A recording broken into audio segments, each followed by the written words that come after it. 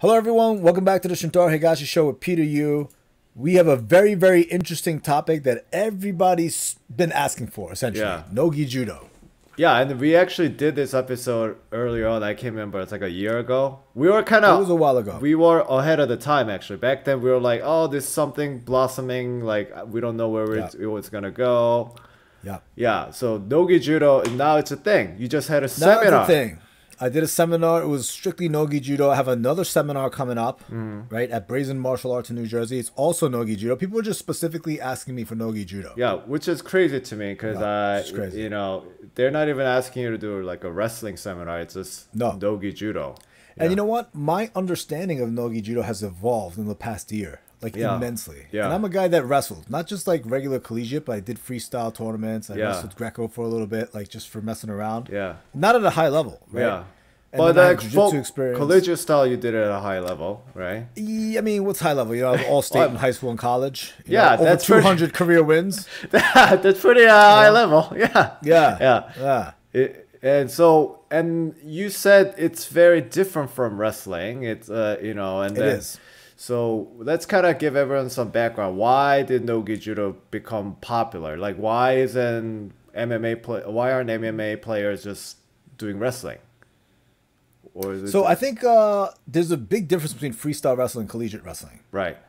And then you get rewarded for certain things, and the Yeah. point structure, international wrestling versus like scholastic high school and college wrestling in the United States. And majority of it, you have to take into context that it's happening here in the United States. Yeah. So the perspective is most people who are listening and getting into this stuff, the primary bulk of our audience is in the United States doing judo, jiu-jitsu. Yeah. Maybe they have a high school wrestling background. Yeah. So what those guys are watching Yeah. is MMA, Right. ADCC, these who's number one super fights. Yeah. Not that many are watching straight up Judo TV or just IJF International. Right. Overseas, yes, Yeah. that's the biggest population. Right. But the most visible sports right now, MMA. MMA Right? and like maybe submission grappling, like, Submission grappling, Yeah. etc., etc. And the elements of judo, like haraigoshi, uchimata, things like that, Yeah. right? It is mostly like a sort of a newer thing. It's not new in international wrestling, freestyle wrestling, or Greco. Yeah, they do a lot of judo style, No-Gi Judo style Tons. throws. Yeah, because Tons. they get 5 points, 3 points, whatever, you know. Yes, and judo doesn't have a no-gi portion, Yeah. right? And now let's just say collegiate wrestling is mostly takedowns, hinged at the waist. No one takes that stance in MMA because you get kicked in the face, punched in the face. Yeah. Right? Even in like submission wrestling, if you take too deep of a slot, like a squat position, you get guillotined. Yeah. Right. So leg grabs, like double legs, single legs, high C, they're not that used. They're useful. Don't get me wrong. Yeah, and in Greco-Roman, you can't shoot, you can't touch the legs, so they're all upright. So there's a lot. Exactly. And then freestyle, you tend not to. You can throw people for more points instead of just like 2-point takedown. So people tend to be more upright. Throw more. Yeah. Yeah. And then, you know, people criticize, oh, judo, you're not really controlling on the way down, all the way down, et cetera, et cetera. Freestyle even more so. Yeah, they can just dump you. They don't. They can just dump you. You don't even have to cover. You Yeah. can even just completely disengage. As long as there's back exposure, it's fine. Yeah. You know, and like this new kid did a video about why judo sucks. Let's not even mention his name. Yeah, we don't even dignify and give him views, right? I didn't even watch it, but just looking at it, from the title, I was like, I know that this guy had never done judo or never done judo, and I almost didn't want to like watch it just not to even give him a view, right? Because he looked like a kid. I didn't. Like an inexperienced kid. Yeah. Where are his accolades? Who is he? You know, and he's kind of rage baiting everybody. Yeah. You know, and I'm like listening, and of course it's annoying the shit out of me because it's like, what does this kid know? Yeah. Right? Yeah. But he does have some good points in there. But the same criticism can go for freestyle wrestling. Freestyle wrestling, yeah. I mean, I don't know if you guys have he's watched like, where's it, the continuity to the ground? You know, where's the control aspect that wrestling has? Yeah. It's like, whoa. Collegiate wrestling has, which is very visible to him in the United States and the South. But international freestyle wrestling doesn't have those things. Where's the criticism for that? Yeah. You know what I mean? So all these different arts have gaps. Yeah. Yeah. Greco is the most upright out of all of them. Right. And Chael Sonnen said, oh, Greco is so much more successful in MMA because no one takes a crouch stance in MMA. Everyone's upright completely. Yeah. Because they have to protect from strikes. Yeah. So that's why when they're striking at a long range, medium range. They're infighting. They lock up, and now it's sort of a Greco position. Yeah, right? yeah. But Greco doesn't have leg entanglements like Ochi, Kochi, inside trips, outside trips. So you can't entangle their legs. Right? Right. Freestyle, a lot of the throws are there, but there's no control aspect. Yeah. See, and they're lacking a little bit in the throws. Most American freestyle wrestlers shooting on the leg. Yeah, they And just the kind of rules- play like collegiate wrestling, right? Yes. And then the goal is for back exposure. Yeah. Judo, you're planting someone on the ground. And yes, judo doesn't have a no-gi sport side. But if it did, it really, really would be a great tool for MMA fighters. Yeah. Yeah. See what I mean? Yeah. And it's really, really good if they had that for submission wrestling. Yeah. And then, Because they also take a much more upright posture. yeah. And then I remember when I was going to the BJJ gym a lot, this gym focused a lot on submission grappling, no-gi stuff. And then it was kind of funny. They were at one point, like a year or two ago, everyone was trying to dayashi everyone. Everybody. And I was like, this is so odd. Like, where are they getting these ideas from? And then, I don't want to, be so critical, but, I don't know where they learned it, but it wasn't the greatest dayashi form, but you know what I mean? And then later now, after that, they try to do Harai Goshi with the wizard. And then, it was just really fascinating to me. Yeah, It's so fascinating. Yeah. They're trying to implement these fragmented techniques from judo and apply it to grappling, right? That's no-gi. Yeah. But there's a lot of missing context. Like Yeah. how you get to that position. And then it's not a direct transfer because, like, if you're doing judo, it's arm's length away. Right. All the throws can't be done from arm's length. So I see guys teaching it like, oh, here's a collar tie, here's a wrist. It's kind of like having a collar on a sleeve. I turn and go for taio. That shit will never work. Right. 1000% it won't. I work. can personally attest to that because that's what I try to do. And I slip out and it just, can't really So it's work. like forcing that underhook position. Yeah. Right? But what does an underhook with control mean? Yeah. There's a difference between having a good overhook versus having a good underhook. Yeah. Those two things it's a zero-sum game. Right. So gaming for that, and freestyle's okay at it. Greco is the best at it. Oh, yeah. You see what I mean? They are amazing. Because it's all upper body. Yeah. But it seems like it's all upper body, but it's body positioning, angling, hip. You're levering your thigh into the other person's thigh. You're driving into the person in a very upright posture. So if you could take those elements from Greco and then apply the elements from judo together, now you have a whole new thing. And that's what No-Gi Judo is. I see. So, And I taught this at Diamond Heart Striking and Grappling in Brooklyn. yeah. last week. Everyone probably saw the reels and then like the highlights. Yeah. Loved it. Yeah. They loved it. It was an immense success, and that gym was gorgeous. Yeah, I could see it. Yeah. So we just covered how No-Gi Judo became a popular idea and how our view on it has evolved. Definitely. So over the year. And so now let's get into the details of how you're approaching it now. So just give us a quick overview of the seminar. Like, what did you focus on? What did you teach? Yeah. By the way, thank you to our sponsors, Jason, Levon, and Joe, sponsoring us through Patreon.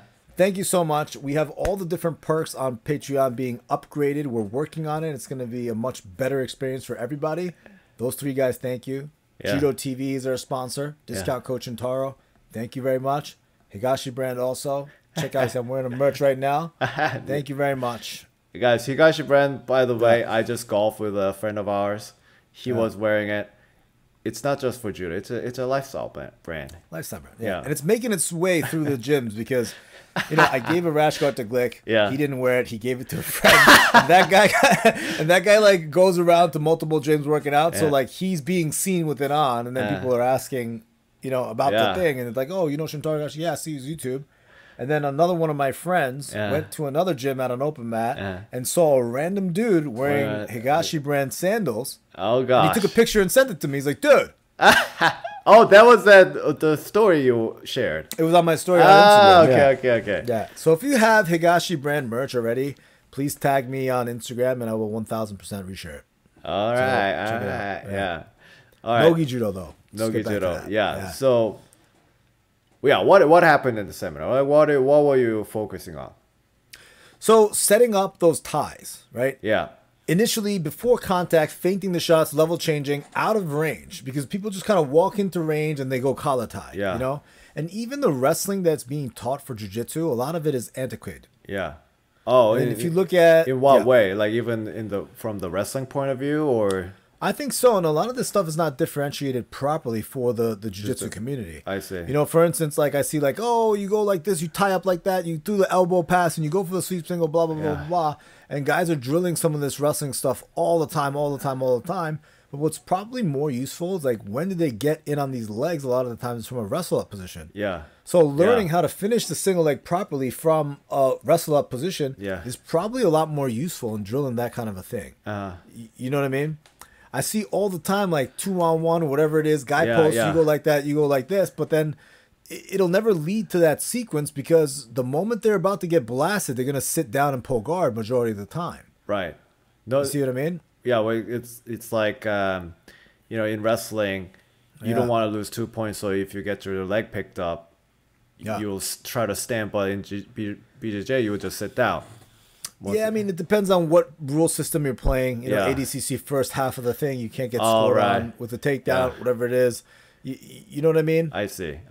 So it really depends. Some people want to be on ball. Yeah, very nuanced. You know? But like closing the distance without the risk of someone shooting in on your legs. Yeah. Right? Things like that. How to put first hand on. People just immediately go for the head. How to get proper wrist control and work 2-on-1s. 2-on-1s, arm drags. But not in the way where you're just arm dragging and going to the back. Yeah. Using that arm drag position to control that lead arm and then closing the distance with your chest and hips and then trying to get upper body connection and then digging for underhooks. Yeah. Right?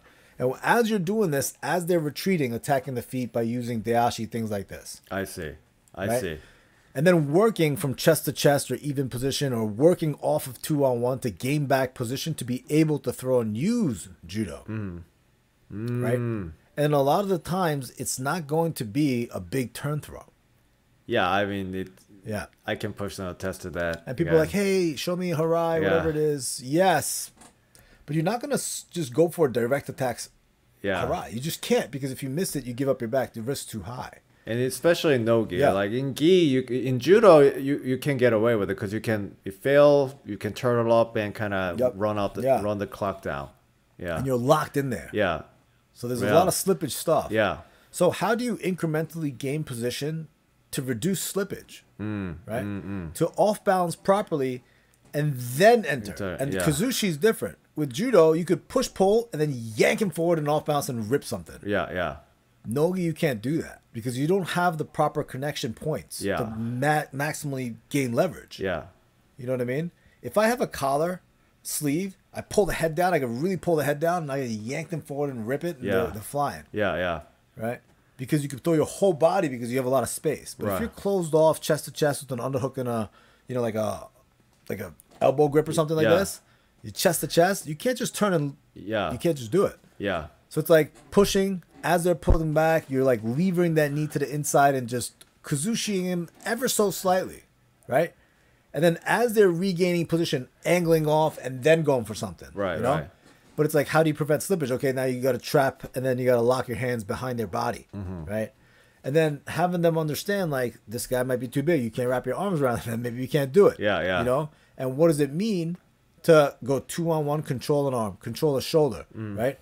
Control head and arm, control upper body, control the hips, right? And all these, like, nuanced positions, how to get out of it, things like that, in order to maximize the judo throws that you've already seen on YouTube, on Instagram. Like, it's a whole new world that has truly not been explored. Yeah. So how did so you showed all this during the seminar, and how did people receive it? Like, I feel like, because there was a BJJ MMA school, right? Yeah. Did they have enough background knowledge to really, like, absorb this, or?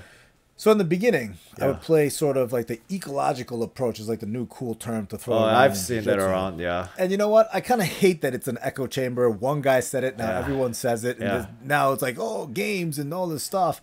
But like a lot of pedagogically advanced people have been implementing these things long before. Yeah. Right? Even like, all right, let's go grip fighting. You know, don't resist to you know, don't tax your hand so much. Like just touch and go, putting first hand on, all these little things that we do in the room as drills. Yeah, you know? So I started off with like, okay, guys, you know, we're gonna play a little bit of a warm up thing where you're not letting the person hang on your head in wrestling. That's the only goal. Yeah. Right. So the person's trying to go collar tie, pull the head down. That's it. But then you're just trying to like slip the head down. You know, I say don't hinge by the waist, bend by the legs, make a U like you're ducking a punch. Yeah. Right. When they control the head, grab the elbow pass it, angle off, and clear the arm. Yeah. You know, and this is it. That's it. Right. That's one game. And the second game, all right, we're gaining wrist control. Someone grabs your wrist, you're going to deny it and get your own wrist control, and you're just going to play. And the thing is, the prompt 4, you're not competing with the person. You're trading wins. You're winning back and forth. Oh, like you're doing a tennis rally. Yeah. I'm not trying to beat you. I'm not trying to mix you up and beat you. You're trying I'm not trying to score a point. You're trying to get it going together. Yeah. Yeah. It's like, hey, man, I'm going to throw some balls over there so you can work your forehand, you can work your backhand. Yeah. And then we're just going back and forth and rallying. It's a warm-up. Yeah. And that's the analogy that I used. And I walked around the room saying, hey, your intensity's too high. Bring down the intensity. Go really slow. I don't know what the hell you're doing, but can you please stop doing what you're doing? Just do what we're doing right now. And now all of a sudden you put those two games together, right? Looking for wrist control, not letting the person touch the head. And now I have a general idea of what the room knows. I see. Between that and the downside of No-Gi Judo is like no one's wearing belts. Yeah. When I do a judo jiu-jitsu seminar, I know that guy's a brown belt, that guy's a black belt, that guy's a good purple belt, that guy's a shitty black belt. Right? You know, just by the and then immediately the information's there. Yeah. But this time I had to really like watch people doing the drills to kind of get an understanding of what they know. Yeah. And then after that I had a nice basis. Yeah. Right? What they can do, and then I went on about like close range positions. So now we're talking about a little bit more, right? And we're talking about the close range stuff, fighting from there, trapping an arm, lifting, digging for double underhooks. Here are some tools. Here are some methods. I don't want to teach you a sequence and you do it. Go ahead and let's just like work this out between your partner, and you're trading wins. This is a tennis rally. Yeah. Hey, why did you headbutt that guy? Stop doing it. Like hey, why are you going for that takedown? We're not doing takedowns right now. Can you please stick to this drill? Yeah. And now all of a sudden, 30 minutes into this thing, we didn't run around. We didn't do push-ups. I didn't teach single technique. Yeah. Everyone in the room looks like they've been wrestling for freaking years. Yeah. Nice. No, seriously. Yeah. It was amazing, you know? And if you're in the tri-state area, I will do a seminar at your gym. 2 hours, $3,000. Okay. All right. Tri-state area, New York, New Jersey, Connecticut. Yeah. I want to do that first because then I could just drive out there, do it. Yeah, and then just... And to be fair to Peter, I am kicking him a finder's fee because I don't take advantage of nobody. I'm fair. So yeah, I get some kickback, guys. Yeah. You get a kickback. Yeah. Everyone gets a kickback. Everybody gets a kickback. That's just... He's a sweet uncle. Yeah. Uncle Higashi. Higashi brand. Yeah. So okay, so then did you show them a move or two, like a throw? Oh, yeah, of course. Yeah, of course. Okay. So after this, now they get the feel, they get the basic, movement. Getting to the underhook. What is an underhook? Chest to chest position, etc., etc. All right, what are some judo moves that you guys want to see? Foot sweeps Uchimata. Guaranteed the answer, and that was the answer that I sort of got. All right, let's show you some foot sweeps, okay? Okay. And now we could start from chest to chest, and then we take this underhook, we circle Dayashi. Circle Dayashi. Oh. Very simple, right? How do we do a double from this position, And I even said Justin Flores' name. Justin Flores does a double like this, and then when he bumps his head, traps the arm, he switches to the Dayashi to the trailing leg. This is a Justin Flores special. Go check that out. Right? He's one of the first pioneers in No-Gi Judo scene, right? I mean, yeah, he's a D1 All-American, Judo black belt, BJJ black belt. Yeah. Amazing. He's great. You have a similar background too. I was not a D1 All-American. Oh, but you're wrestling, judo, jiu-jitsu. Yeah. So, but so like we're doing that kind of thing now, and then it's like, okay, how do you set up Uchimatas from here? Yeah. Right. And then we're putting together foot sweeps and stuff like that. And every now and then I'll bring it back to the beginning. All right, guys, we're going to start off facing your opponent. We're going to work for wrist control, not letting the person hang the head. We're going to fake a shot, close the distance, upper body. We're going to fight for dominant position. From there, we're going to go circle Dayashi, and then we're going to try to work the Uchimata. Yeah, okay? yeah. One person goes the whole time for 2 minutes. Okay. So now that person's not trying to do any sequence. You know, they're trying to do the thing. If you fake a shot, you know, if you're good at faking shots, you fake that. If you're a guard puller, you fake guard pulling, and then try to, you know, from the 2-on-1, et cetera, et cetera. And then cater it to yourself. Make it your own, and then people are doing it. Nice. You know? Yeah. Did you, and then so... Did you show Uchimata too? Or just... I did, yeah. Oh, yeah. Uchimata. Yeah. Yeah, I did. What's your no-gi Uchimata? How do you do it? So I did it a little bit different back in the day. Yeah. Usually like off a single overhook and then bang. Yeah. Just like kind of rip it, and it was a little bit forceful. It's not as nuanced as like a backstep Uchimata because you can't have that separation. Yeah. You know? So like the way I did it was like an underhook and a wrist. Yeah. Right? Or trying to get the body lock. Yeah. Right? And once you get the body lock, you pull them in, and then you try to lever your leg against the inside leg. Kind of like a front Uchimata. It is a front Uchimata. Oh, I see. Or like a Ukigoshi. Yeah. When you're bumping that hip. Yeah. And then so it's like getting to that position first, and then getting your hips close, and then wedging that knee to the inside position, right? Shifting the weight, and then rotating him to the arm that's trapped, and then finishing a Uchimata from there. Right. Because I think... And I did that. Even that's one of the ones I did. Even with the gi, I think that's a better way to teach it. Because what people tend to do when they first learn Uchimata, they would just blast the leg. And then blast the leg. Without really any of this kuzushi. So you end up hitting the other guy's balls, and, you know... So fun to watch. Yeah, I've done that many a time when I started. Always funny to see that. Yeah, I see. So that's cool. All right, so and then everyone was, you know, like that nice progression. So everyone could even hit Uchimata, you know, just after one class. Yeah. And you know, you watch the guys in the room, right? Yeah. And you have like white belts and beginners who now all of a sudden look like they've been wrestling. Yeah. And then you have black belts in there. There were a couple of jiu-jitsu black belts in there, who, you know, wrestle as hobby. Yeah. And now all of a sudden they look legit. Right.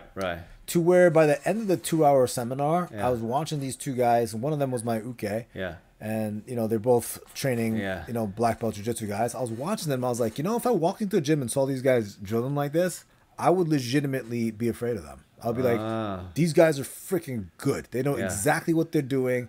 Nothing is choreographed, and everything's improvised. Yeah. They just know the fundamentals, know the positions. You know, they were like going chest to chest, like pulling down the shoulder, faking Sasai, going inside leg, locking their arms, trying to lever them over for Uchimata, and then cutting back with the Ochi for the inside trip. Right. And I was like, bro, that was incredible. You know, and I'm not saying it's because I'm a great teacher. It's because they've been wrestling and grappling for 20 years also. And you're like cleaning them up a little. Just like and then giving them the tools. Like, hey man, you guys should dedicate 10 minutes after classes, just kind of do these drills. Yeah. No one's getting bombed. It's super low risk. Yeah. You know, low stakes, low risk. Yeah. Fun. Yeah. Just kind of like hugging and dancing, essentially. Really. Right. Just fighting for position. The way the Russians train. Yeah. Like, you know, majority of the time. Yeah. Right. Play fighting, like you're wrestling with your brother or something. Right. You know. Speaking of Russia, not like you wrestling with your brother. I probably really hard on him. I don't go hard. I go just enough. I don't know. He does. Did he not hurt his ankle last time you guys did Rondori? He does get hurt. Yeah, I don't know why. He has a very flexible ankle. Yeah, it's because you're an animal. So, speaking of Russia, I have a personal question, or question for myself, I should say. Yeah. You know, I talked to you about these people, the Saitiev brothers. Yeah. You know, that was like my dream no-gi judo, basically. If you guys don't know the Saitiev, I better. Saitiev, how do you spell that? Saiti? Let me just. EV. Yeah. Saitiev. Yeah. Saita. Saitiev brothers. Yeah. Adam Saitiev. So good. Saitiev. Anyway, these are freestyle wrestlers, but then if you see them, they are kind of doing no-gi judo. You know, they do a lot of Uchimata. You know, they were active in the in the 90s, basically, in the early 2000s. And what do you? So now you see them, like how the Russians wrestle. Like, what's your opinion on their movement. Like it's a little different, right? Like it's not like exactly what you would do in a submission grappling setting, right? But like similarities and differences. Yeah, I think a lot of these countries have a very cooperative thing between their native wrestling style and the different martial arts. For instance, Brazil. Yeah. You know, I trained in Sojipe, which is like a sport club in Brazil. Yeah. In, I want to say Porto Alegre. Yeah. And I was blown away, dude. There was 100 guys on the mat. 50 of them were judo guys. 50 of them were Brazilian jiu-jitsu guys. And they alternated standing ground, standing ground, standing ground. It was a true collaboration. Right. No one was like, oh, I'm a judo guy. Yeah. Oh, I'm a jiu-jitsu guy. Everyone was there training, and they just alternated standing ground, standing ground, standing ground. Judo guys would kick the shit out of the BJJ guys on their feet. And when they got to the ground, the jiu-jitsu guys would be submission, you know, like... Yeah. Cranking stuff, and then it was like great. Where was this again? Porto Alegre. No, when was it? I'm just trying. 2011. So that was the early days. Like it wasn't early days. BJJ wasn't even that big in America. Yeah. No. Yeah. And then you go places like Georgia, Tbilisi, Georgia, and they have their native wrestling style, Shida-Oba, right? Which is belt wrestling with the gi vest, right? So there's no sleeves. So it's like you're locked in there chest to chest and you're doing judo, essentially. Yeah. You know, it's their native wrestling style. They grew up doing this in the mountains. Right. So now you have these local tournaments that are happening and they're very, very good. And then these judo scouts go and up the mountain. Like, hey, now, you coming to the capital now, okay? You come with me. You're going to be judo champion. Yeah. You know? Russia, they have this place called Sambo 70. They have all these guys training judo, wrestling, sambo all together. I see. Yeah. Sambo, judo, wrestling, judo, sambo, right? And then sambo is like their national sport. And it's a hybrid sport between judo and wrestling. Yeah. They have the gi top and then the short shorts. Yeah. You know what I mean? So awesome. Right. You know? So Saitiev brothers probably had this influence. I think in Russia, everyone like respects wrestling, respects boxing, judo, and there's like that culture of like sportiness, right? And then so like it's just something that you do. Yeah. You know? Even ballet is like it's like a masculine thing. Like this guy's a stud. Barishkinov used to do these crazy high jumps, like getting like 40-something inch verticals. Bolshoi or something, right? Like Bolshoi ballet, all these guys.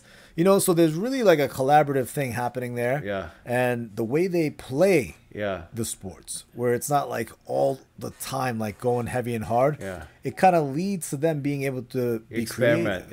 Experiment. So then they're always messing around and they're playing, and they have a specific style. Yeah.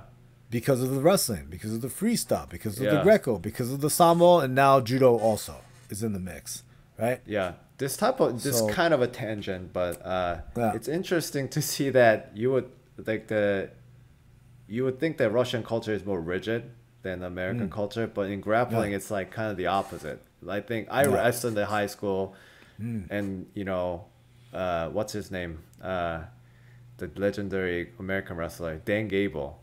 Yeah, every boy and girl watches his video, and then he goes like, oh, he's so intense, man. I actually got scared watching that video. Yeah. Let me tell you, it did not motivate me. I don't know if it motivated you, but it's a very interesting contrast. And if you guys don't know the Saitiev brother, definitely check it out. So back to No-Gi Judo, and so did you after the throws? Did you randori? No. Oh, okay. I have not been doing randori at these seminars. Okay. I think I'm beyond that now. Like I'm at a place where I'm old enough to say, you know what? No thanks. Okay. We try to come out and kill you. Yeah. And so I haven't done randori at a seminar in quite some time. Maybe probably like. But you had other people. You know, everyone randori, and then you walk around like you. No, I didn't do it at all. I did 2 hours. Maybe it was like 2.5 hours. Just straight techniques, straight drills. Oh, okay. And I always try to not talk for more than 5 to 7 minutes at a time at these seminars. In the dojo, it's 3 minutes max. 3 to 5 minutes, period. 3-minute chunks. You know how I segment my thing. Seminars are a little bit different. I'll talk for a little bit longer, 5 to 7 minute pieces, right? And then they're doing it for the same amount of time, and I'm giving individual feedback. But that structure probably works the best in the way where people get the most out of it. Yeah. That's a workout though. That's a lot of drilling, and people must be sweating by the end of it. Yeah, but I'm always managing the intensity. Yeah. You know, if you're breathing too hard, if you're strenuous, like it's like, why are you so sweaty? I even said, you know, to one of them, why are you so sweaty? Like, you stop working out so hard. It's not a workout. You know, we're trying to develop skill. Yeah. You don't have to go hard at all. You know, stop going hard. You know? We're trying to learn movement, learn position. We're trying to understand certain things. Yeah. There's no need for you to be holding on to dear life or anything. Right, right. Because it's truly cooperative. This is not a combative situation. We're trying to get better and learn skill. Right. And then people are like, okay, I got it. Okay, so now that was your seminar and how you would approach teaching at No-Gi Judo nowadays. So any ideas on how how hobbyists should approach No-Gi Judo? Like, let's kind of start with judo people. Like, would you? I think it's extremely difficult for a guy who only has judo experience to teach No-Gi Judo. Yeah. Or I really think not even just teaching, like, or just like, I mean, that's a given, but like, how would judo, just so you're a regular old hobbyist judoka, go about learning No-Gi Judo? Honestly, have me in for a seminar. All right. No, I'm not trying to be like that guy. Honestly, really just reducing the intensity and working on position. Yeah, I see. And then working the individual techniques too, like doing nagekomi in a no-gi setting, and then seeing what works, seeing what feels right, giving each other feedback. But doing it in a safe environment really is the ultimate method, you know, the path of learning this stuff. Yeah, so that you feel more, you gain your confidence, and you know, I guess that goes for BJJ people too. Like, but I guess their environment is a little more conducive to No-Gi Judo because submission grappling is so popular. A lot of gyms kind of don't even do gi nowadays. So So and then you look at the arm drag. You know, like it can be looked at as a position. Not a move. People use it as a move. They just rip it and then they drive it by, go behind, or like use it to like pick on a leg. You could go high arm drag, right? And you could catch it, and then you could raise your elbow to frame across their chest so they can't go behind, right? And you could close the distance between your chest and theirs, and then put your belly onto the wrist that you're holding, right? So now it's much harder for them to pummel their wrist out, you know? And that is truly a Greco thing. Everyone in Greco does it. You don't see it in freestyle. You don't see it in judo. You don't see it in no-gi jiu-jitsu. You don't see it anywhere but Greco. Why is that? Because of the legs? Like, they can't shoot on the leg after getting turned like that? I think maybe in freestyle it may be, right? But like, it's just more uncommon for them to be so upright there. Right. So it's like you're down here shooting, faking. Like, why would you try to bring your upper body high to go for that position? Right. If you could get the arm drag, you're gonna get it and then immediately try to scramble for a leg or go behind. You know. So Greco, you're much more postured properly to get to there, right? And then from that position, when you're chest to chest, stomach is holding the wrist and then wedging, right? So if you're holding their wrist with the palm of your hand facing your own, right? The bottom of the wrist, right? And then the arm drag side is hugging the tricep. And then you're belly to belly. That wrist can't rotate out because it's wedged against your stomach and their stomach. So you could stay there safely as long as you have the elbow high because they can't go behind you. And that's a great place to be because now you could rotate around the arm and attack a Dayashi, which you can't do in Greco. Right? Well, like fake an arm throw and then try to tap Kochi. You see what I mean? I see. And then work out of there into like even more controlling positions to lock your hands or go for a cinch headlock and then going for big hip throws. You know? And someone asked a good question. Everyone's going for Koshiguruma, like trying to go for a headlock throw. What do you think about that? Was a great question. You know? What's your answer to that? You're going to have to pay for a seminar to find out. That's a good question that can be answered. No, but seriously, I had to think about it for a moment because no one's ever explicitly asked that question. And yes, I was a headlock guy in high school. I have over 125 wins in high school from throwing guys to their back with Koshiguruma. But it was like a specific setup that I did, 2 or 3, and I would just rip it. Just throw everything into it. But it stopped working in college. Because once the guys with good like fundamental and base, one, they wouldn't let you lock up with me. Yeah. Oh. Like I wrestled Chris Weidman. Oh, hey, you guys know Chris Weidman, yeah. Yeah, in the quarters or something like the New York States. He knew about you, huh? He knew because we shared a close friend and we wrestled at the New York Athletic Club together. Oh, okay. Everyone knew I was a judo guy, and then Weidman was like, "Okay, I just won't lock up with him." Yeah. And then anytime I went to lock up, he would do a slide by. Yeah. Slide by. I did not lock up with him once, and I was trying to force a lock up the whole time. But he just wouldn't let you. No, he just didn't let me. Take me down, like on top, riding me, turning me, riding me, turning me. I was terrible on bottom. And then that was it. It was like his easiest match of the day, probably. Oh, man. Because I was going in to throw him. And I was going in to throw him, and then I just couldn't lock up with him because he just knew better, and he was wrestling freestyle, and he was really experienced, and he was just a much better wrestler than me. Right. At the time. Yeah. Right? I mean, in comparison, like, he graduated the year before me. He was a state champ in New York. I took 4th in states the year after. Yeah. Right, he already had experience wrestling at Hofstra. Yeah. You know, and was he at Hofstra at the time? Oh, that's right. He wrestled community college too, Nassau Community College 2 years. He was All-American there. I was wrestling at Hunter College, kind of messing around, doing my own thing, you know. And then he was at wrestling D1 at a pretty high level at Hofstra. And then it's like the wrestling skills was just not. Yeah. He had very good overall wrestling abilities. Right. I had this one thing that I was trying to force on most people. Mm-hmm. I had a good high C and the throws. Yeah. And foot trips. I see. But I needed to be able to lock up with them, you know? Right. Yeah. That's very interesting. Yeah. So, like, all that stuff, you know, came flooding back because I haven't really thought about that. Yeah. With reason. Yeah. There's no reason to think about it. Like, oh, sometimes, like, oh, yeah, remember that one guy? Yeah. Like, yeah, I wrestled that guy. It was awesome, you know, whatever. But now you're, like, deeply analyzing it. Yeah. Deeply analyzing it. Yeah. I mean, I wrestled, you know, the national champ and NCAA champ once, and, you know, I took him down with a high C. You know what I mean? But then, like, when I went to throw him, I had a really hard time because he just wouldn't lock up with me. Yeah. You know? And now it was like I was trying to force the Koshiguma position with the head.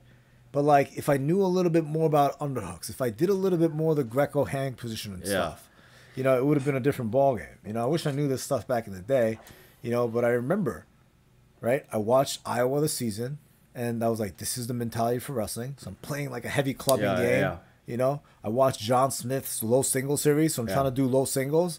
You know, it just didn't really connect. You know, I was going down the rabbit hole of all these different wrestlers, and I didn't understand how to put it all together to make it work for me. Because my low single attempts didn't really lead to upper body tie-ups and throws. Right. Which is this your clubbing, forte. Yeah. Yes, and this clubbing, like, wear the guy down, break the mentality from Dan Gable and Iowa style, like, I didn't have a gas tank to support that. Yeah. You know, so I was really, really lost in the sauce, you know, when I was wrestling in college. You know, but now thinking back to it, it's like, oh, man, like, I wish, you know. But who could have put it all together for me? You're only responsible for you. You know, you can't blame the coaches. You know? Right. Damn. I'm sure if I was a little bit more introspective and if I talked to more people about it and if I didn't drink as much, I probably could have came up with some of these ideas a little bit earlier, you know? Well, now you are, and then you're actually trying to help people discover that. Yeah. Like, I think that's a very good point that everyone should remember. It's not just about, oh, once I learn No-Gi Judo, I'm going to go to ADCC and then beat everyone. No, it's it has to fit into your game. Maybe No-Gi Judo is not good for your game. You know, who knows? Yeah. If you're a Gumby guard player and you want to sit guard, like for instance, Meow. Yeah. They have no use for this stuff. Yeah. No use. Zero use. What are they going to go lock up upper body and go for a Kosoto? But Meow is winning local judo tournaments now. I was going to say, they compete at local judo.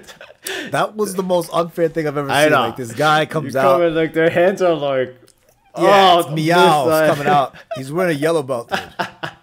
And it was pretty funny. It was pretty funny. The guy was like 6 months into judo or something. Like, I know. Man, I was like, Jesus, this is not fair. Yeah. Holy moly. That's funny. Yeah. But yeah, like. But it's a different sport. Yeah, Meow Brothers may not. It's not gonna fit theirs unless they change their whole style, like, you know. And No-Gi Judo will probably fit me. Like, I can't even shoot anymore because my knees are bad. So I'll probably that was a problem I had when I still try to go to my old high school to wrestle with them, and that's a problem. Now that they know me, none of the kids lock up with me. Yeah. They'll just circle around and try to do little singles, and it's really frustrating. It's frustrating. Yeah. It's frustrating. So I'll probably try to think of how I can like watch some of your videos. Maybe I'll just go to your seminar. Sure. Yeah. I'm gonna be in Monroe. Yeah, that's right. He's coming to Michigan. September. Yeah. So, you know, is that a No-Gi Judo seminar? That one specifically, no, but I could do half and half. Yeah. And I've been working on that a little bit. Like even at the dojo yesterday, hey guys, we're gonna go collar grip, you know, tricep, 2-on-1, looking for kataguma, looking for kosorogake. Yeah. Right? This is what it looks like with the gi. This is what it looks like with no-gi. Just in case you're interested, because we might add a no-gi judo program in the dojo. Oh, hey, that's exciting. Yeah. I did one class at my dojo, and it was well attended. Okay. And people loved it. So, dude. Maybe they'll have man, the thing I don't like about no-gi, though, man, it's just so, I don't want to say disgusting, but like the sweat gets everywhere. Yeah. So if someone has a staph infection, everyone's going to get a staph infection. I remember, like the PJJ school I used to go to, after practice, you would just slip. You can't even walk. And slide in. And, you know, I remember when I was wrestling in college, it's like one person had impetigo. The freaking whole team had impetigo. And they had to shut down the wrestling room and disinfect it for like 2 weeks. Oh, and they were like, you guys cannot have, or 1 week or whatever it was. And then it was gross. Everyone had these like big red like lesions on their neck and stuff. Oh, gosh. And, you know, our girlfriends wouldn't want to be near us, you know, and I'm too old to deal with that stuff. When you're 22 years old, and you're just like a grimy wrestler, you don't care, right? But I don't want to deal with that now. You know, like a ringworm on my face. And then you guys, you don't want to get your daughter all that stuff. Yeah, but the gi protects you for that. Yeah. You know, it's much more proper. There's no... Yeah. You know, the gi, whether you're sweating or not sweating, it's the same freaking thing. Yeah. No gi is different. Hey, maybe I thought, it's kind of on a tangent, but, you know, the rash guards, I thought they would be more absorbent. But they're not. They're polyester. Yeah, I'm like, that's crazy. Why don't we gotta make it more absorbent? Like, I don't know. Can you come up with that, Higashi brand?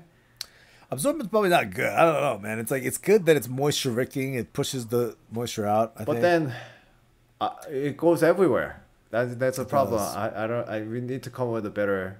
We need to come up with a better material. Maybe like a TC blend. What is TC blend? The TC blend is more polyester than cotton, right? Right. CVC blend is more cotton than polyester. See, I'm studying this stuff for the Higashi brand. Oh, man. Right? Yeah. Maybe it should have more cotton so that it can absorb a little. Maybe. I mean, there's tri-blends out there, right? Yeah. Cotton, polyester, spandex, etc., etc. You know, you definitely don't want the moisture sitting in the fabric and then it stinks and all this stuff. And maybe I think the life cycle evaporates. How about soccer jerseys? You know, they dry pretty quickly. They sweat a lot, and they're. I mean, quick dry always is generally polyester. I see. Polyester spandex. So I don't know. Maybe put a small little bit of, but then your rash guard is gonna stink really fast. But maybe that's a good way to sell more rash guards. Yeah. Oh, because it doesn't, even after a wash, the stink stays. You're saying. Yes, and I looked into some of this too. You know, having certain genes that are expressed right with sweat and odor and things like this, and it's not your sweat. You know, it's the collection of everyone in the room. Yeah. Especially when you're doing no-gi, and if someone has a certain funk that gets into the fabric, especially if it's not a rash guard, you know, if it's cotton. We East Asians, most of the East Asians don't have BO. Yeah, that's a real thing. Yeah. It's a genetic thing. Yeah, we have the mutation. Do you know why you look so young, Peter? I saw a TikTok video of this, like because of the facial features or something, right? No, it's a gene that is collagen protective. Oh, our skin's thicker or something. Yeah, it's like just the way the collagen is like stored in the skin. And, you know, I read about this, and by read, I meant, you know. What's a big say? Instagram. I don't know how true any of this stuff is. I'm not a doctor. I asked my wife, who's a dermatologist, and she said it's true. And it's kind of annoying. Yeah. A lot of our patients think she's like a teenager, and she is. She does look young. She is very annoying. She's, but it's kind of weird. Like, no, don't ask a woman her age, right? There's like an etiquette thing. But then as soon as these patients see her, all this pretense comes down and it's like, oh my God, are you 12? It's like legit, verbatim. And she used to take it for the first few times, and now she gets so annoyed. She's just like, really? What does she do? Now she just say, well, they'll be very impressive because I had to go to school for 20 years. Yeah, she's got to say like, I'm Doogie Howser's little sister or something like that. That's a good one, right? Yeah. She should say that. My God. Yeah. So none of the younger folk are going to get that one. Yeah. Even our era, right? When was Doogie Howser a thing? I have no idea. It must have 80s, been 90s? It must be like after I came to the States. Before I came to the States. Yeah. Tell Diane to say that. Yeah. I'll tell. Doogie Howser's younger sister. then they'll shut up. But yeah, so That'll show them. Yeah. Well, why are we talking about skin? Oh yeah, the body odor with no-gi stuff. Yeah, I don't know. You got come with that no-gi judo. You know, maybe some a people bit wear more... lotion too. And people are very lotion heavy. And a couple months ago, I was doing a little bit of no-gi, whatever it was, and this guy's like, "Hey, can you show me something?" And we haven't worked out yet. And then like I grabbed his arm to show him something, and it was slimy. In like a lotion. But like I didn't know what it was. So it was kind of like, if you close your eyes and you just felt that, you would think you were grabbing onto like an octopus or something like this. That's cheating. Like, why is your arm so slimy? He's like, I get, just like sweaty. a little lotion. Oh. The lotion. It's like body lotion. I see. It's to stop perspiring or... No, just regular lotion, skin lotion, but it's like, I don't know if it's a hypoallergenic lotion or not, or whatever the hell it is. You know what I mean? And I was like, well, put a gi on, Yeah, the conclusion is that Higashi brand has to come up with a new type of material that could solve it all. Yeah. The cleanliness and the classiness of the gi, but the convenience of no gi. Yeah, that could be a new thing. That could be a whole new... And I need some kickback for this idea. You know what might be cool? Like, the Mongolian vest for Mongolian wrestling? Yeah. Isn't that leather?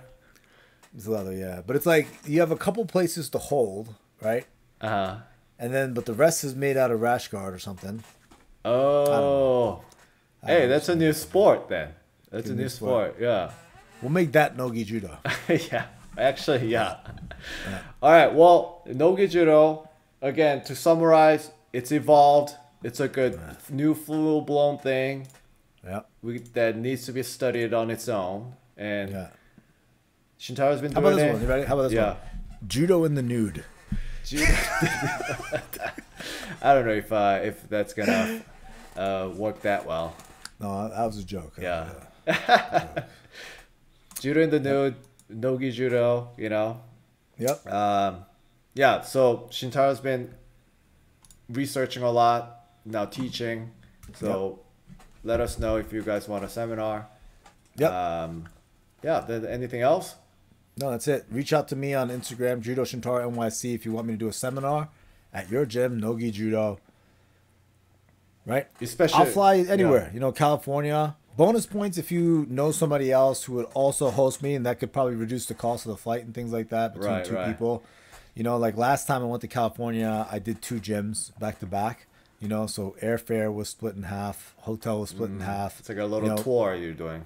Yeah. Yeah, and so reach out to me and see if we can make something happen. It's all new stuff. Yeah. It's very exciting being on the forefront of this. Yeah. So you guys know my rate. It's $3,000 for the session, and all right, let's go. Hopefully that's economically viable for you, and I'll make exceptions. Sometimes the smaller gyms. Sometimes it's like, all right, I'll do your gym on this day, and then we'll do it with another gym. If you get me another gym down the street or something like that, we can subsidize yours a little bit. There's always some kind of flexibility thing that we could work out. Yeah. But I would love to teach no-gi judo for your gym. And you know, please reach out. Try to support each other. Keep the money in the community. Yeah. And you know, Peter also. Yeah. All right. Thanks for listening, guys, and we'll see you guys in the next episode.